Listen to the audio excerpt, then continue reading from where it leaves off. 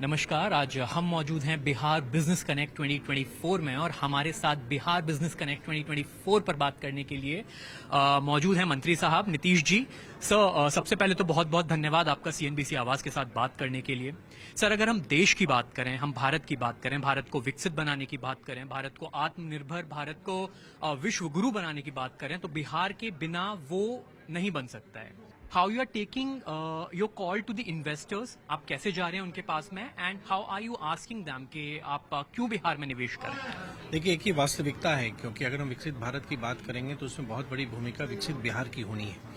Unfortunately now I think the time has come कि विगत 19 वर्षों में मुख्यमंत्री नीतीश कुमार जी के लीडरशिप में जो बिहार में एक ट्रांसफॉर्मेशन आया है, because if you will remember there was a time when Bihar had witnessed even negative growth rate. मतलब ये किसी भी इकोनॉमिस्ट को आश्चर्य लगेगा कि क्या विकास दर भी नेगेटिव हो सकता है।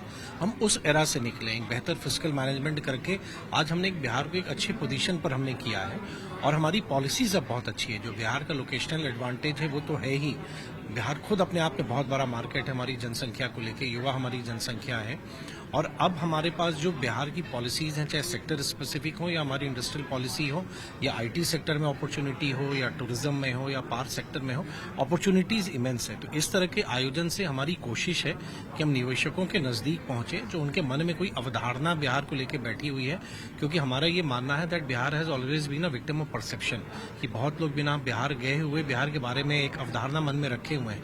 लेकिन बिहार भी अन्य राज्यों की तरह है, हमारी पॉलिसीज अच्छी हैं और आग्रह लोगों को हम कर रहे हैं कि आप बिहार आइए, बिहार घूमिए, बिहार को देखिए, और अगर आप अपना एक्सपेंशन कर रहे हैं या कोई नए प्रोजेक्ट्स आप डाल रहे हैं तो do consider Bihar and do consider Bihar policy.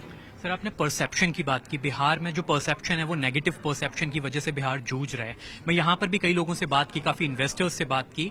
उनके काफी इश्यूज हैं, लेकिन जो एक सीवियर इशू निकलकर सामने आ रहा है वो सुरक्षा का इशू सामने निकलकर आ रहा है। आप कैसे इंश्योर करेंगे कि उनका इन्वेस्टमेंट बिहार में वेस्ट नहीं जाएगा? नहीं, अगर आप देखेंगे, मुझको लगता है अगर मैं कहूंगा तो शायद लोगों को विश्वास नहीं होगा, लेकिन जो इकाइयां हमारे यहाँ काम कर रही हैं उनसे अगर वो जाके पूछेंगे, क्योंकि ये जिनको लग रहा है लॉ एंड ऑर्डर की कोई वैसी कोई विषय ही नहीं है। अगर आप देखेंगे तो हमारी सरकार की यूएसपी ही नीतीश जी की रही है कानून का राज।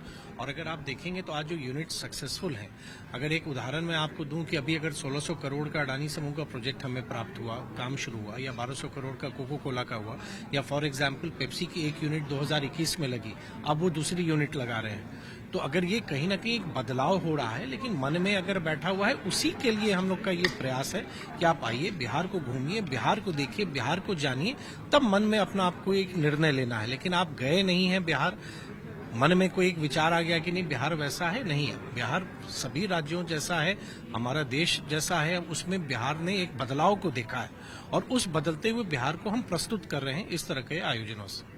सर, बिहार में स्किल्स की बात करें, स्किल्स की कमी नहीं है। बिहार की इंडिया की हिस्ट्री बताती है कि मेजरली आईएएस ऑफिसर्स वहां से आते हैं, तो ये भी दर्शाता है कि बिहार में दिमाग की भी कमी नहीं है। स्किल्स और दिमाग का एक मेलजोल बनाकर आपकी कौन सी ऐसी पॉलिसीज हैं जो कि बिहार को आगे ले जाने में, देश के एक टॉप स्टेट के रूप में उभारने में वो कामगर साबित होंगे?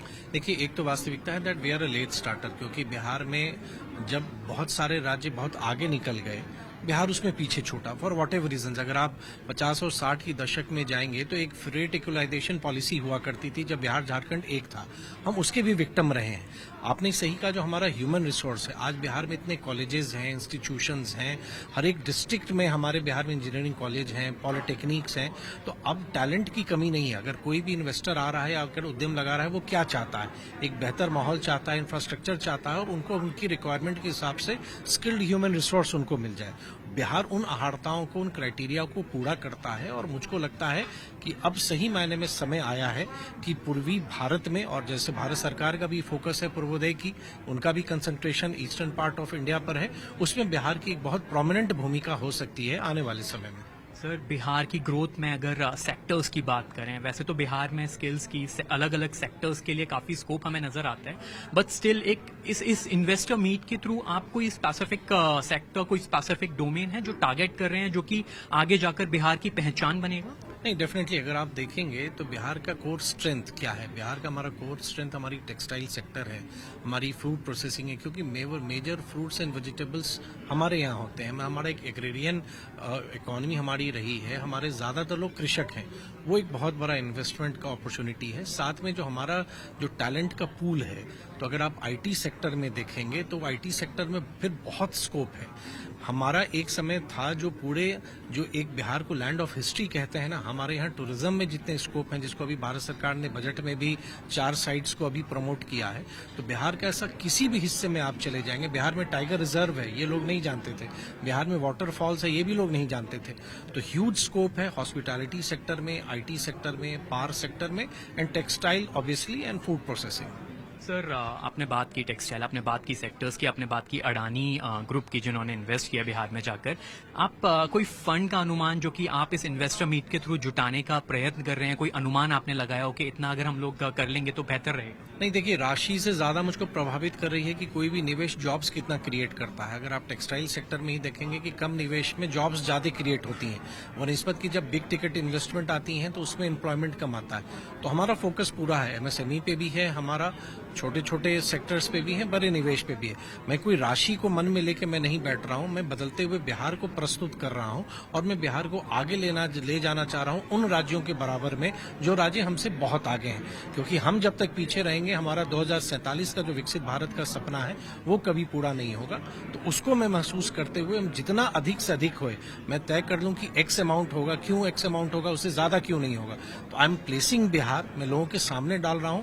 Rest it's up to investors कि वो बिहार को कंसिडर करते हैं या नहीं करते हैं। आपने बिहार को एक स्पेसिफिक राज्य जो कि बदलते भारत की बदलती तस्वीर में एक सहयोगी की भूमिका निभाएगा, उसकी अपॉर्चुनिटीज के बारे में तो बता दिया, लेकिन आपके अकॉर्डिंग 2047 तक जब भारत विकसित भारत कहलाएगा, उसमें चैलेंजेस क्या होने वाले हैं वहां तक पहुंचने? नहीं, देखिए, सबसे बड़ी मैंने बताया कि परसेप्शन, मतलब अगर आप बात करेंगे तो लोगों के मन में जो एक परसेप्शन बैठी हुई है ना, मन में बैठा हुआ है कि बिहार में निवेश नहीं हो सकता है, बिहार में माहौल वैसा नहीं है कि इन्वेस्टमेंट हो सकता है। लेकिन अगर आप ईज ऑफ डूइंग बिजनेस की भी बात करेंगे, आज हमारे यहाँ जो पॉलिसी है, if we are making any promise, we are delivering it, rather than few states जो शायद प्रोमिसेस करती हूँ, डिलीवर नहीं करती हूँ। हमारे यहाँ अगर सब्सिडी लेना है, किसी को इंसेंटिव लेना है, they don't need to run pillar to post, सचिवालय आने की जरूरत नहीं है, they apply online and they get it. तो एक बदलाव हो रहा है, और जैसे जैसे लोग बिहार के बारे में, इस बिहार के जानने लगे हैं, और आज जैसे आदरणीय पीयूष गोयल जी का आना अपने आप में बहुत बड़ा महत्व रखता है। उन्होंने सभी इन्वेस्टर को आग्रह भी किया है आज हमारे मंच से, और ये भी दिखाता है कि बिहार में कितनी संभावना है, उस संभावना को लेकर हम आगे बढ़ रहे हैं। सर बहुत बहुत धन्यवाद हमसे बात करने के लिए, एंड मेरी बहुत शुभकामनाएं आपको कि बिहार की तरक्की से आप भारत की तरक्की जरूर निश्चित रूप में पूर्ण करें। एक बार फिर आपका बहुत बहुत धन्यवाद CNBC आवाज से बात करने के लिए।